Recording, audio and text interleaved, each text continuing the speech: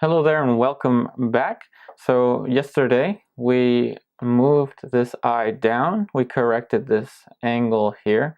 But I did kind of forget to move the eyebrow down, so I'm going to go ahead and do that now. So the way I'm going to do that is I'm going to ghost this little section of the eyebrow with the kneaded eraser. And so we're basically going to be continuing the drawing. I'm not sure if I'm going to complete it today, but we'll see. I'm just moving the eyebrow down. So in my little toolbox, I found that I actually have a 6B pencil, so we'll be using that today as well. And if you didn't see the last few videos, how this drawing was started and such, I'll leave a link in the description below to the previous videos.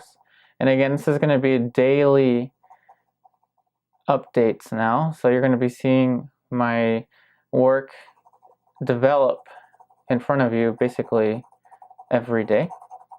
And again, I'm trying out this new format where you see a new video every single day, so you can actually have more footage. So again, just let me know in the comments what you think about this process. I'm just trying to bring you closer to the experience and basically kind of the real life happening. Can't even speak today. The real life process. So right now with my 5B, I'm going to be putting the eyebrow down. So again, just like with the eye, we moved it down. I believe that video was only about 10 minutes or so. The eyebrow should take much less time. And again, this is a perfect example, as well as yesterday's video, of how keeping your shape simple and easy for you to understand really does pay off, even when you add in as many values as I did to that eye before I moved it down. So this shape is going to go back here.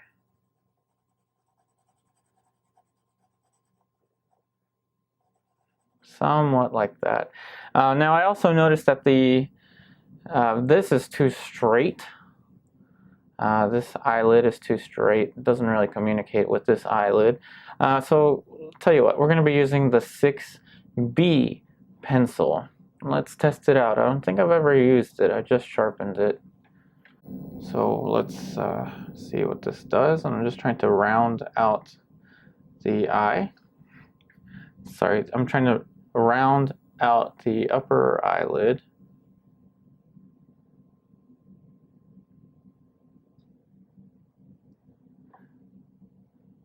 So I just ghosted the eyelid a little bit. We're just trying to round out the eye just a little bit. I tell you what, that 6B is pretty dark, which is something I like, because it's pretty hard to get, it's pretty difficult to get a dark value with graphite. And as some of you may know, I tend to use charcoal most of the time because my drawings are usually quick studies. So these graphite pencils I basically just found in my little arsenal of art materials. Basically just found it in my drawing box.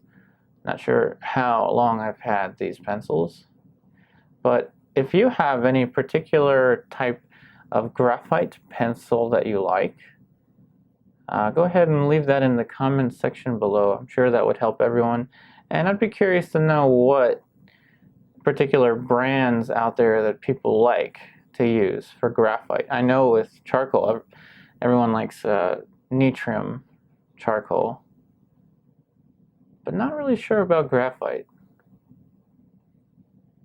Alright, so we've rounded out that upper eyelid.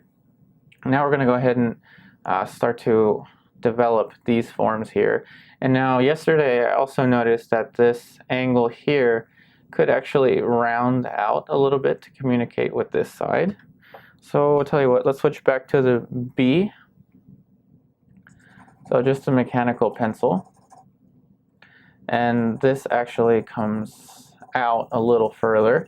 And so that's why when I draw out the terminator line, so that is the line delineating the light from the shadow, I like to kind of, like, I don't want to say etch it in, but sketch it in very lightly, as opposed to putting in a sharp line, because things can move around, and they will, and they are moving around now.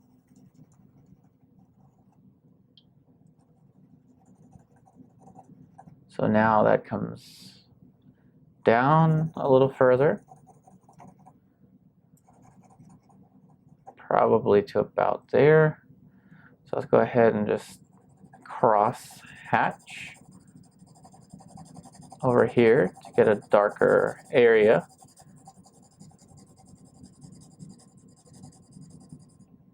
Let's go ahead and switch to the 5B very lightly now.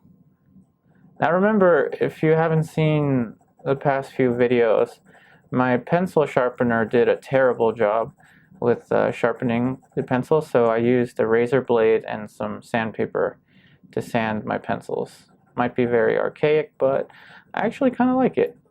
I can control the length of the point now. It's almost like a spear. So just making the cast shadow a little bit darker. I'm going to switch back to the H now. So I'm thinking about the structure, the underlying structure that encompasses the nose. I'm not thinking of the nose as just kind of an ambiguous thing that's being attached to flat space. I'm thinking of the underlying structure, basically the mask of the face. And of course, I know that the nose might be a little far down. I'm aware of that. So I tell you what, that doesn't really bother me at this point. And if it does later on, I'll show you how I correct it. So let's go ahead, start to put in. So I'm using the H, and I'm kind of making my marks in the direction of the plane here. And you gotta make sure you have a sharpened point to your pencil, especially when you're using something like an H. So it's gonna get a little darker here near the side of the nasal bone. And now we're gonna take a look at this plane change here. So this is basically the bottom of the cheekbone region. Cheekbone is here. Here's the bottom of the cheekbone, working our way towards here. So it's getting a little darker down here. And with graphite, remember, you're going to be working in washes. So let's just go ahead and add a little wash here.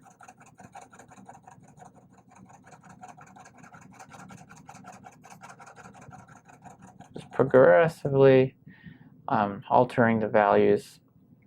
But now I do see that perhaps this area has gone too dark. So I'm going to go ahead and lightly tap it with the kneaded eraser. Not really like pulling it down, just tapping to pick up some of the graphite. Very lightly though. The kneaded eraser can kind of leave a little sharp mark that is kind of appealing at times, but for the cheekbone there, I don't really want it to be sticking out too much. So still with the H here, kind of filling in the little spots to try to get this cheekbone.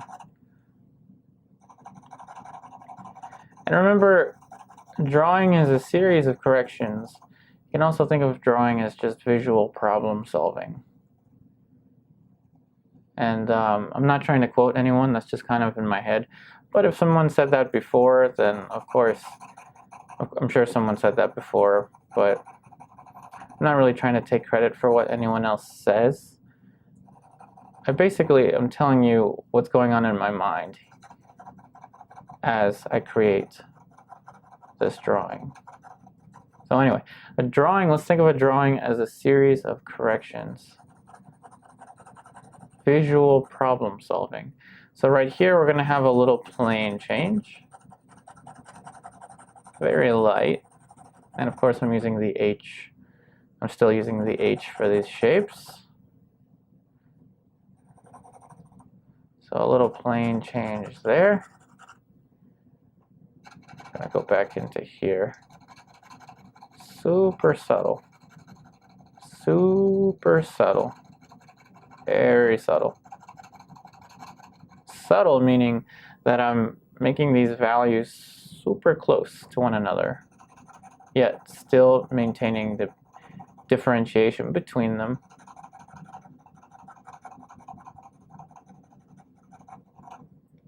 So we're developing the cheekbone area. So again, what we do to one side, we want to do to the other side. So this is going to get darker down here. Very careful light wash. Now I see that I'm starting to get some pinky marks here. My pinky just resting on the paper, which I don't really want. So what I usually do is I get this. This is my just a wooden dowel, or I think it's called a maul stick, and just lean onto that. I'm going to figure out a better system because I think this looks pretty bad on camera. So we'll figure out how to make this a little less, a little more appealing, let's say that. Alright, so now we're going to go into the shapes of the nose. So I'm going to go ahead and take a look at the shadow shape first. I'm going to reassess it. So rather than a straight chop like this, we're going to have a little bit of a curve into here. And again, I'm kind of sketching this boundary of the shadow in, as opposed to putting in a very sharp line.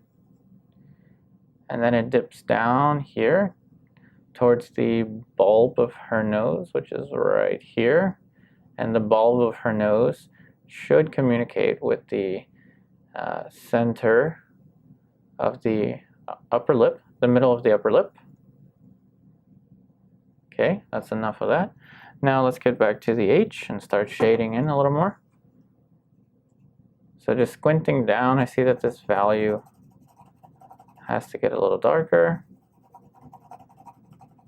And as I begin to focus more and more in any particular area, just like I mentioned in yesterday's video, or actually Sunday's video, not Monday's, that I won't talk as much when I'm kind of in the zone, so to speak.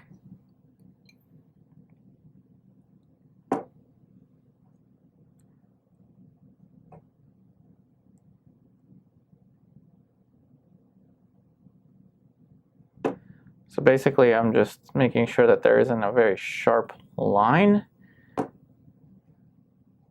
that differentiates the shadow, rather a continuous passage of value. So I'm back with the H. Just trying to make this boundary between light and shadow very subtle.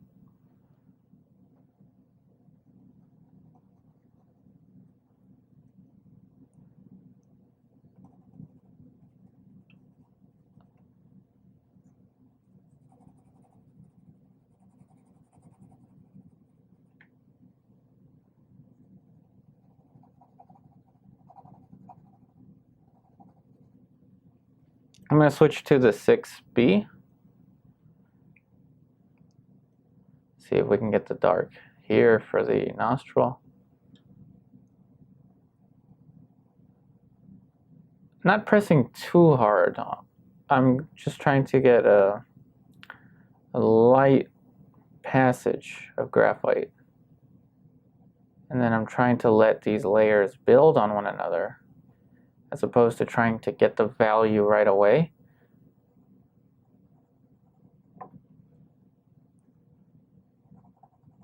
I'm going to switch to the 5B just to darken the cast shadow a little bit. And let's always remember that we're not trying to copy the photograph. In the end of the day, I don't want to be a human photocopier. Rather, I want to be a human that creates drawings and paintings through visual interpretation, through visual problem solving. I think it's just more fun to work that way, as opposed to treating yourself as a human photocopier.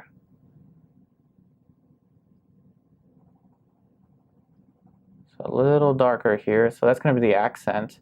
So that's going to be where the back of the wing of the nose meets the mask of the face. There we go. Trying to get these darks. Then of course the side plane here should get a little darker now.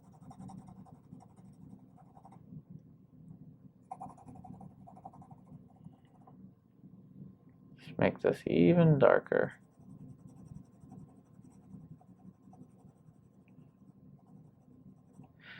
And as always, it's important to sit back.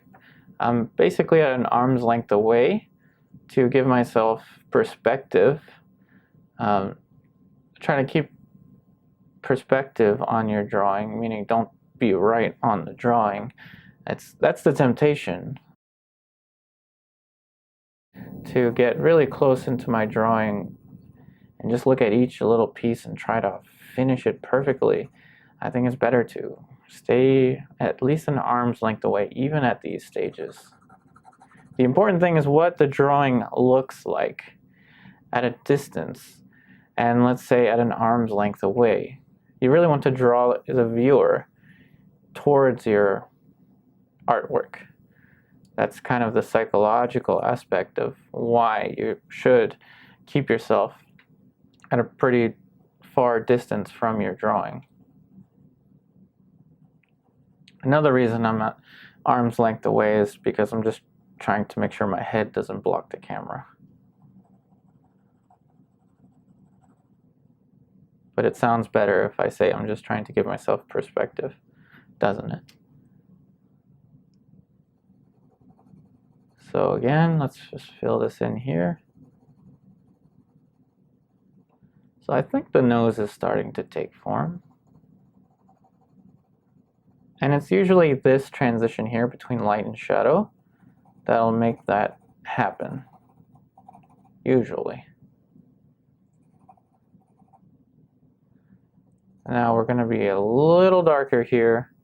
So here there's a little value shift that's giving rise to the evidence of the nasal bone existing under here.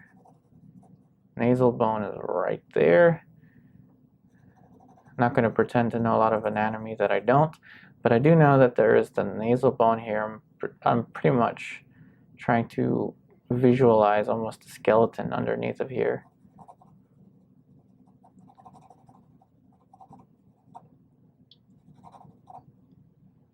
Now, anatomy really helps in your development as an artist, as a person that likes to draw representational artwork.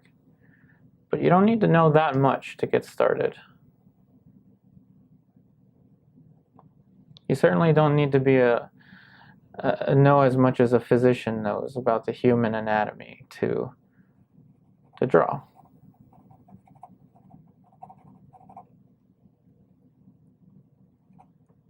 Okay, so I think I've been spending a lot of time on the nose now, so I'm going to go ahead and venture down here. So just like I did in this region here, I'm going to focus on the underlying structure that encompasses the mouth. This is very similar to painting, and the reason why I like to create these drawings, remember this is a transfer drawing, this is a drawing that I intend to transfer the outlines onto a panel, is that I'm going to deal with some of the same issues in the drawing, or sorry, in the painting as I will in the drawing. So this is kind of a, not only is it going to give me, not only is it going to help me with the proportions and all that with the drawing, but it's also going to help me kind of as a trial run, really. It's only going to make my painting that much stronger. Let's hope it does. We'll find out. Now I'm switching back to the B. And tell you what, there is a pretty sharp line differentiating the light and shadow down here, which is actually good because I don't want to lose the light and shadow delineation. So let's go ahead and start to put in a value transition here. It's going to get a little darker here because this plane, you can probably fill in my sentence now. Why is it getting darker here? Come on.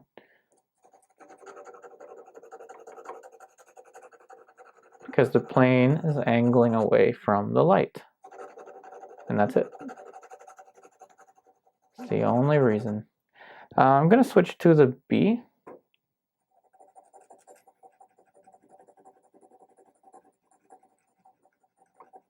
So the B is much darker. Much darker than the H, but the H helps to make very nice and soft value transitions. Gonna go back to the, let's see, 5B. And just make sure that this shadow shape is a little darker now.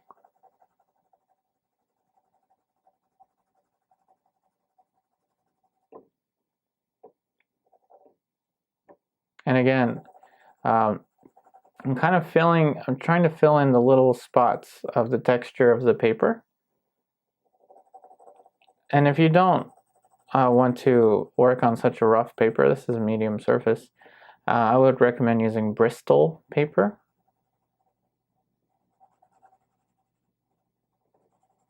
But Bristol, I think, tends to be a little heavier and a little more expensive, but I mean, it's drawing paper. It's not going to be as expensive as a oil-primed linen canvas, but that is something that I take into account, actually. Every penny counts. So we made the shadow a little darker. Now let's go back with the H and analyze this plane change right here.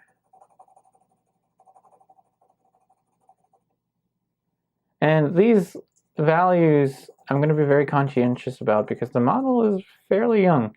I think she's about my age. She's 27.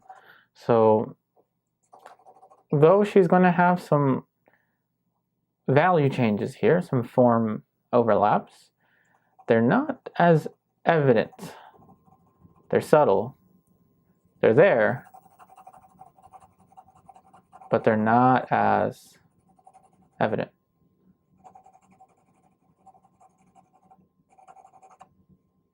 Let's switch to the 6B.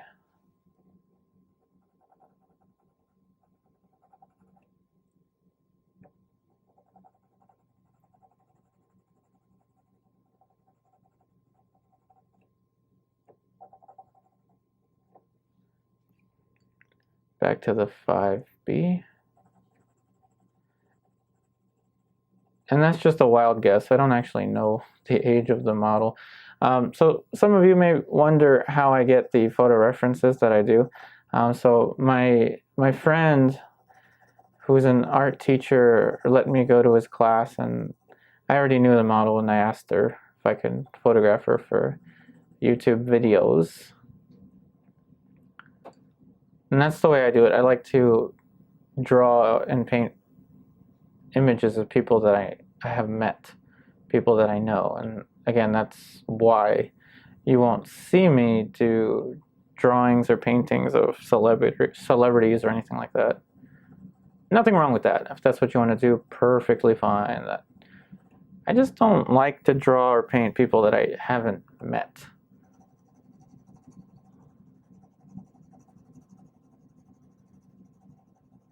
So a little darker over here.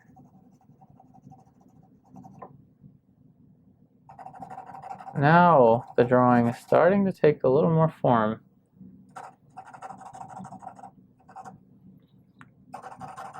A little half tone here.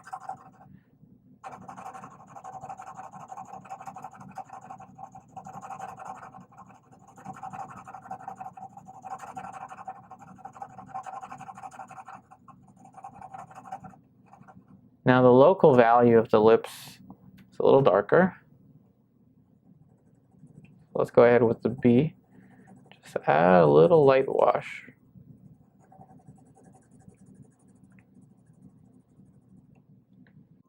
Let's revisit this little plane change here on the side of her lip. It's kind of similar to this little shape on her nose. Alright, so I'm using the H to put in this little tiny plane change.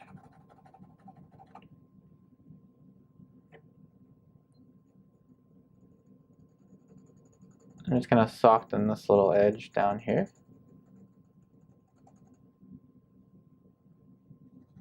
Let's go ahead and soften this transition.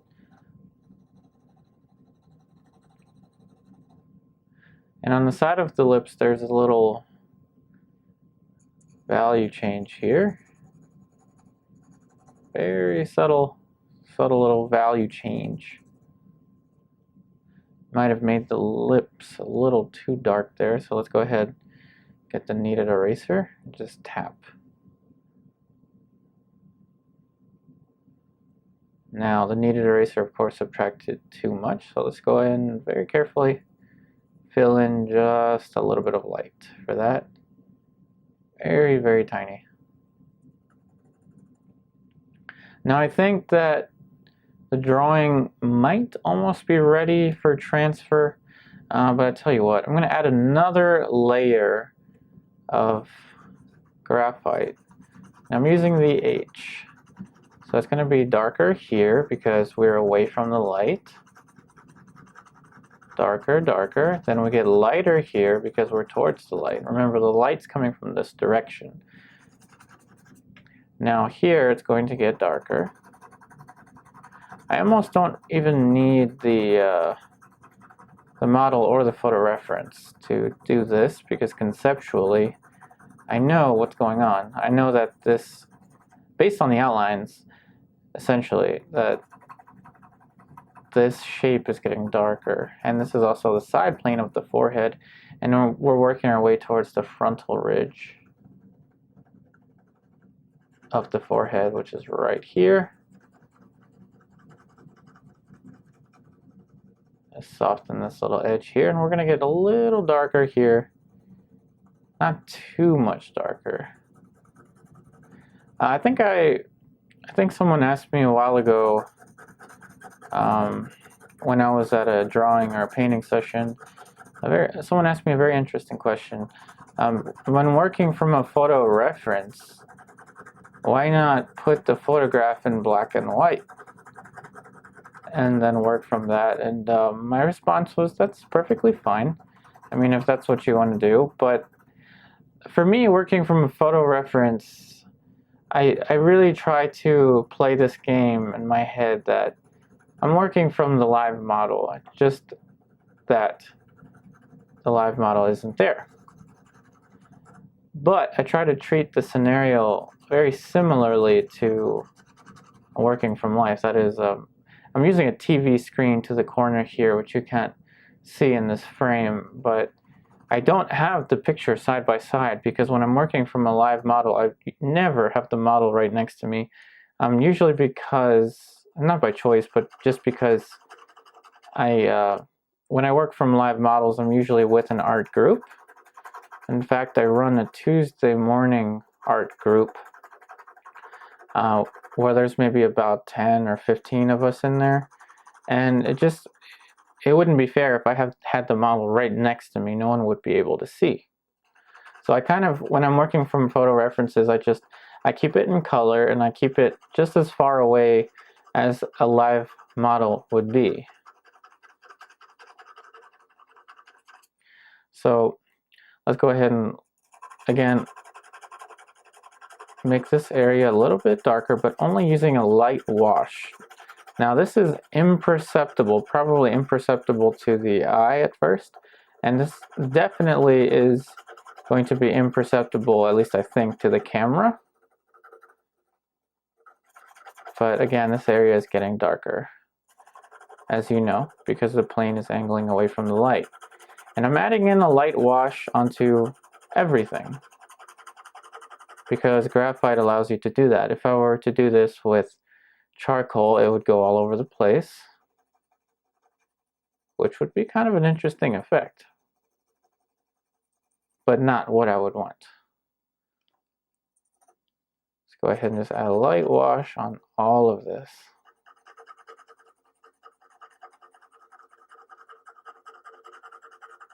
Try to cover as much of the white as possible. Now I am, of course, shading and rendering the drawing, but I don't want to take it to too fine of a finish, just because, again, let's be honest, just because it'll take days to do that. And what I want to get is the simple block in and the simple plane differentiation, as accurate as I can get it.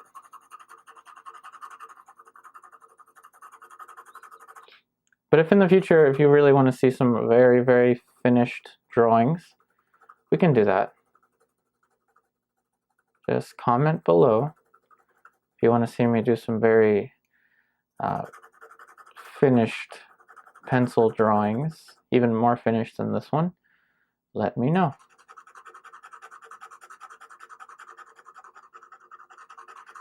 A little darker here.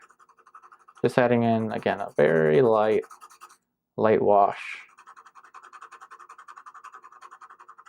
And I hope that the pencil isn't making too bad of a sound.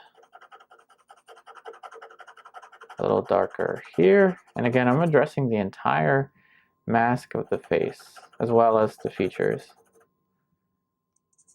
A little bit darker over here.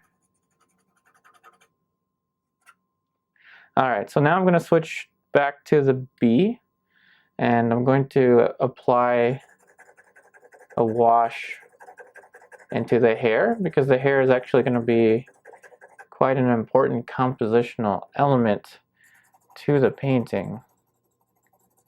And I should at least address it a little bit, right? So I'm just using the mechanical pencil, the B lead, 0.7 millimeter lead, nothing fancy. Filling the shape in. So the edge between the hairline and the forehead is a very important edge, and it's usually extremely soft, softer than we think it is. The tendency is to make this edge super sharp in drawing as well as in painting, but that edge, this edge right here, that edge is usually extremely soft.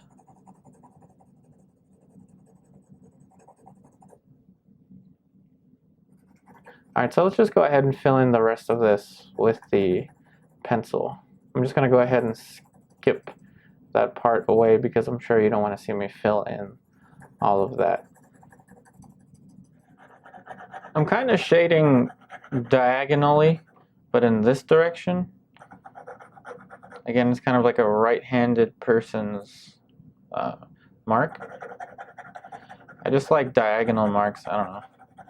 I just think aesthetically diagonals look a little more pleasing to the eye than verticals and horizontals. Verticals and horizontals tend to be a little more clinical, and diagonals are a little more organic, in my opinion.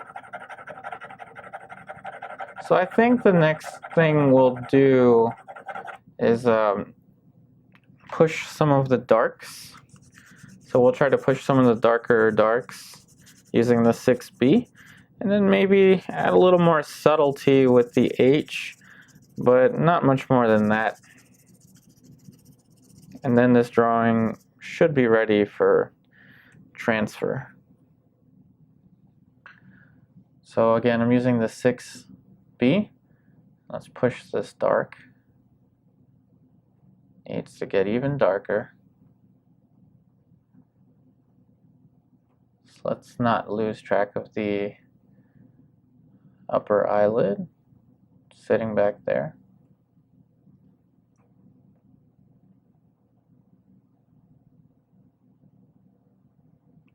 Now we're going to start reaching our darkest darks. So really dark here near the pupil.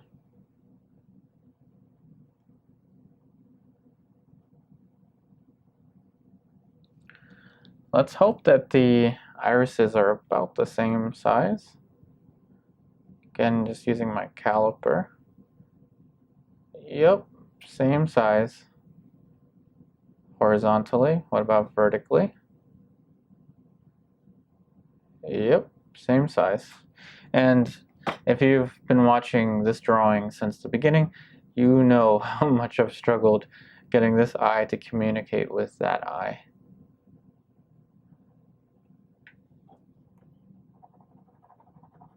But struggle again is it's all about overcoming the challenges with drawing as well as with painting. It's all about visual problem solving, and it's a lot of fun. It really is. Sometimes I'm not gonna lie, sometimes it's really frustrating. Sometimes I just really just want to give up on a drawing. But I really do enjoy pushing through the difficulties. Now with the H, I'm going to try to fill in some of these little gaps. We're adding a little bit more subtlety here with these tones.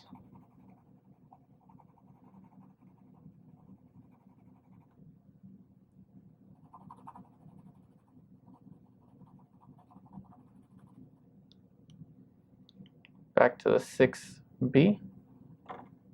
It's going to be really dark back here.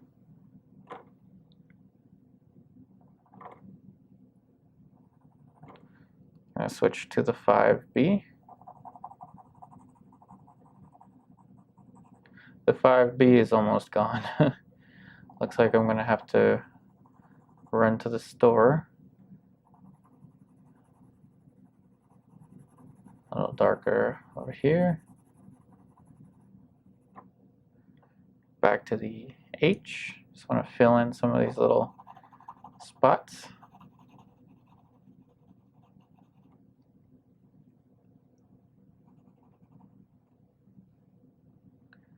Now with the H, I noticed that there's even more subtlety here that I can describe.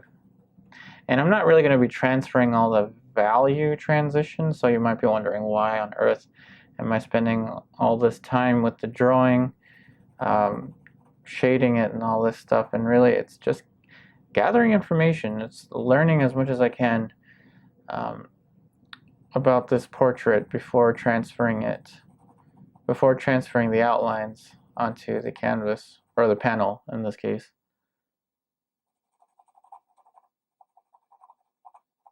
And again, I'm trying to present you the real life, I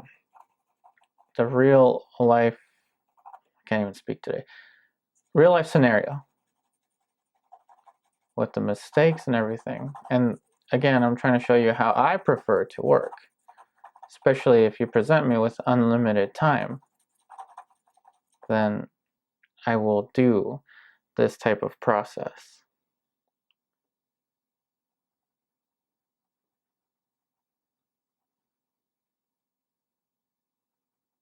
A little darker here beneath the nostril. And again, if you want to see more of my artwork, you can always check out my Instagram account. And in the Instagram account, you'll see that I almost always use an underpainting process before painting in with color. And before the underpainting, there's always a linear study, or there's always a drawing study. I almost never jump right into a painting, a studio painting that I'm going to be working on for several days or weeks.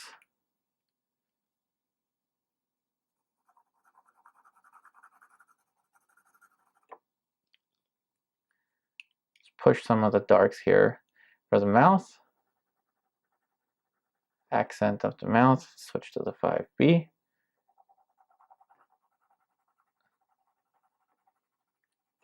I'm going to switch back to the B.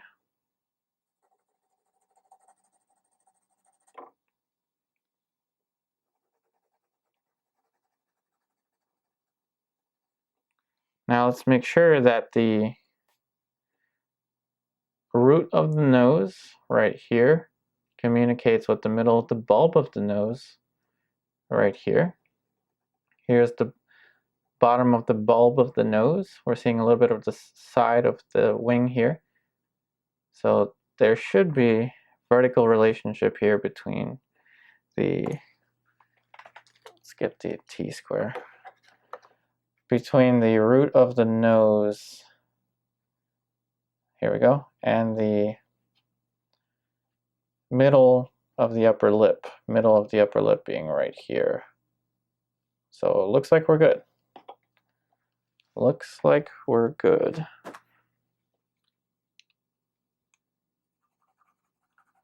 So back with the H, just getting a little more subtlety here.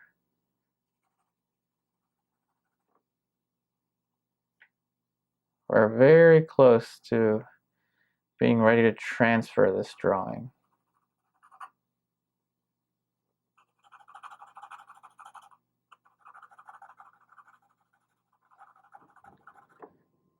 So we're putting in a little more subtlety here with the H near the bottom of the chin. I think I've made this a little too dark, I think. So just going to tap with the kneaded eraser very lightly.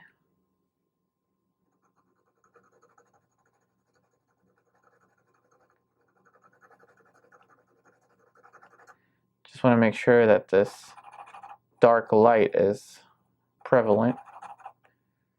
So the dark light, remember, is the halftone just as light transitions into shadow. And that's what I'm addressing at this point right here. And that's really going to be what describes the curvature of the form.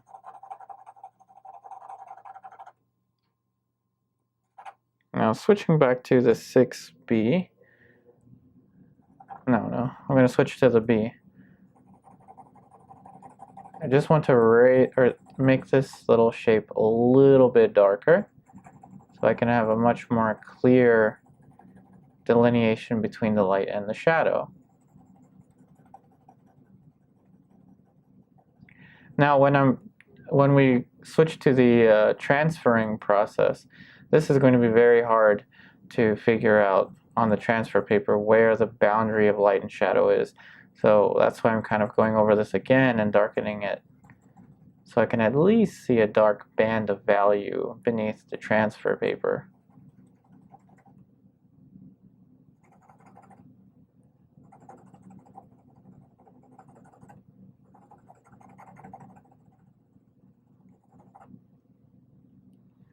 Switching back to the H. Still even more subtlety here. Our little form overlaps.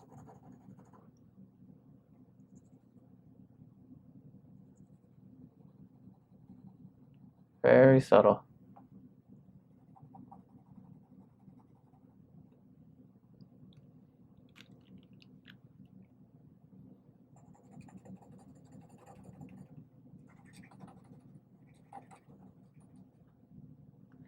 Now for the neck, let's see, it's going to be kind of hard to figure out where the shadow terminates. So I think it's going to be here. So that's going to be our distinction between light and shadow for the neck. And now for the shoulders, now I have to figure out exactly how much of the shoulders I'm going to want to put on the painting. And of course some of it we'll just figure out directly with paint. We don't need to figure every little thing out in this stage. So just that's enough. Gonna use my T-square again, just to check that the neck, just to check that this corner here isn't too high up. I think that's fine. Let's give it a more graceful curve. I don't know, some kind of touch like that.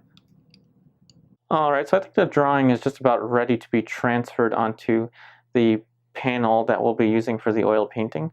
So I'll see you tomorrow for the start of the underpainting.